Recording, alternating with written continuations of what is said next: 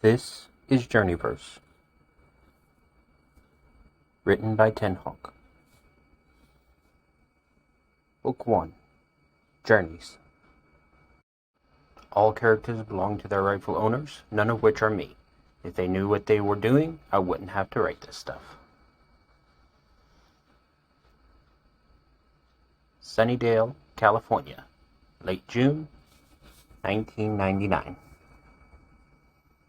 Xander Harris breathed a sigh of relief as the "You are leaving Sunnydale" sign flashed by him as he sped out of town.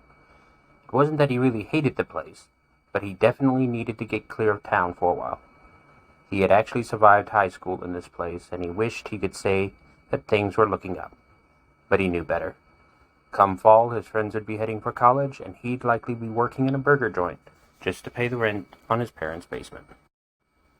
On the passenger seat lay a ripped open envelope from UC Sunnydale. Inside were his enrollment papers. Papers that he knew he wouldn't be able to use. I can't believe I actually got in. Shit, Xander shook his head mournfully.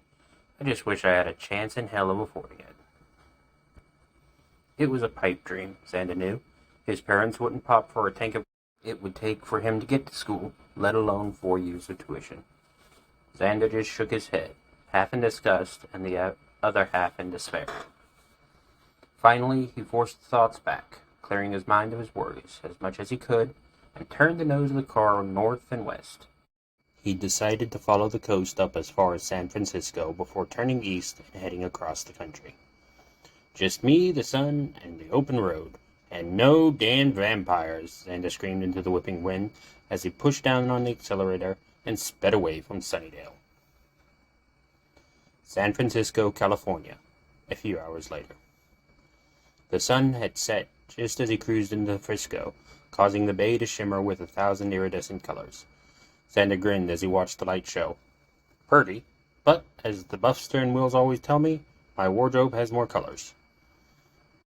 Xander turned his car to one of the more depressed parts of the city, looking for a cheap motel room for the night, a place to crash for a day or two perhaps, while he explored some of the city.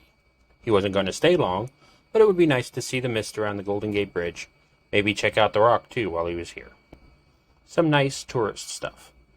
Xander was smiling to himself when the man flew out of nowhere and crashed across the hood of his car, rolled up over the windshield, and tumbled into the back seat of the moving vehicle. Well, Xander managed to think to himself as he lost control of the car, swerving out of the lane and narrowly missing a parked vehicle. That didn't take long. Nice while it lasted. All half a damn day. Pumping the brakes and twisting the wheels, Xander managed to get the car back under control, skidding to a stop alongside an old warehouse. "Would it kill you to give me one full day off?" Xander screamed at the sky as he unbuckled his seatbelt and turned to check on the hitchhiker. "Christ, mister, I'm not going to ask if you're okay, because even I'm not that stupid. But are you at least conscious?" The man's slight moan, while not confirming or denying Xander's question, at least told the boy that the man was alive. Xander quickly checked the man out, looking for any obvious injuries that would be treated with first aid, when the man suddenly opened his eyes and sat up. Xander jumped back as if he'd been bit. Which, upon reflection, he could easily have been, Xander figured as the man vamped out. Xander's hand closed on a stake he had placed next to the gear shifter. "Sorry, Fangy," Xander joked as the man grabbed for him. "No ticket, no ride." As the vampire's hands closed around his throat, Xander drove the wooden stake into its chest, smirking as the vampire's shocked look as the bloodsucker turned to dust. "Aw, damn. Now I have to get the back seat vacuumed out." Xander looked back at the alley the vampire had flown out of curiously. What the hell could have tossed a vampire that far? Xander cautiously left the car, grabbing a half-dozen stakes and a thick-bladed machete from under the seat. Why am I doing this? This is not my job. Ah, hell, I can't turn a blind eye. With that last thought, Xander shifted to patrol mode and headed for the alley. It had been a couple of years since the Soldier Boy incident had imparted the gifts to him. Frankly, Xander couldn't say whether the experience had been beneficial or not. He could remember that night as clear as a bell, but, of the soldier memories, only the most intense ones seemed to have stuck with him. On the plus side, that meant that he had certain instinctive skills that tended to control his actions when he was under stress, patrol techniques, hand-to-hand combat, weapon skills, and a handful of other useful traits that tended to lie hidden until he needed them. The downside was the nightmares. He hadn't told anyone, but the first couple of months after that Halloween were like hell on earth. He could remember seeing firefights that killed hundreds, cowering in tunnels while Viet Cong troops scoured the fields above him, holding countless friends and allies as they lay dying. Even so, Xander thought as he silently approached the alley with his weapons in hand, it was a trade-off that he was willing to accept. The nightmares were a heavy price to pay, but he'd pay more for less if it meant he could help Buffy. At the entrance of the alley, Xander could hear the sound of heavy fighting, and he slowed his approach, flattened himself against the wall, and glanced quickly around the corner. His eyes widened at what he saw. Down the alley, 3 women were facing off against a dozen vampires and one very mean-looking demon. Xander forced down a grin as one of them leapt up and spin-kicked 2 vampires to the ground. His grin rapidly turned to a frown when the girl didn't follow up on her move, instead opting to engage another vampire further on. They don't know what they're fighting. Phoebe was starting to sweat. She didn't know what these things were, but they just kept coming back for more. Prue was tossing them right and left with her power. Piper was working on the vanquishing spell for the demon they had been hunting, and she was kicking ass, if she did say so herself.